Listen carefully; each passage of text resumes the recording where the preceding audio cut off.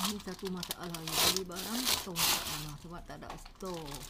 Jadi bubuhlah dulu di mana yang boleh, di tempat yang sepatutnya. Ini macam sayur kalau ikut kena basuh-basuh dulu. Tapi dah balik lewat dah pukul 1 macam tu sampai rumah. Jadi simpanlah dulu, nantilah basuh kemudian. Macam berai. Barang-barang sayur ni, sayur, buah kena simpan peti air dulu. Kalau lambat nanti dia kecil. Nanti ada masa baru ambil basuh.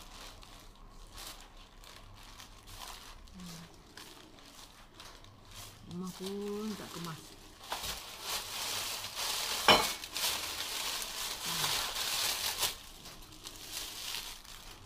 Jadi dah kalut pergi klinik kesihatan. Dia dapur macam tu je. Dulu bagi-bagi masak bekai untuk anak pergi kerja. Terus saya keluar pergi klinik. Nasib baik hari ni keputusan kena janji dengan doktor dia membanggakan. Budak bangga. Saya selamat lah sebab diisytiharkan oleh doktor saya tidak menyidap kencing manis. So saya happy hari ni. Kencing manis saya ni patutnya memang tak ada jauh lagi. Ada sebentar, ada saatnya masa saya sakit saat hari tu dia ada lah kencing manis sikit. Lepas tu dia dah okey dah. Tapi doktor dia nak pastikan betul. Dia cek lama juga setahun lebih doktor duk pantau. Jadi last kali dia suruh kita juga buat self check.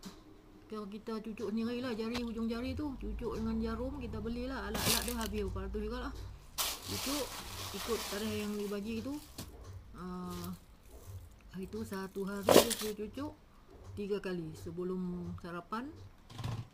Lepas sarapan tu maknanya lepas sebelum sarapan, lepas tu sebelum makan tengah hari dan sebelum dinner. Jadi kalau sebelum sarapan tu darah bacaan gula dalam darah tu baru 5.3. Macam sebelum makan hari 5.2. Sebelum dinner, sebelum makan malam tu dia turun 4.7. Memang saya tahu lah dia memang okey tu. Memang doktor yang pastikan hak mereka punya kod tadi 5.2. Mana ada kencing manis ke? Doktor kata tak ada apa. Tak payah masuk ke tempat. Jadi itu dia minta ke tempat diabetes lah. Saya mana ada diabetes, dia tanya buat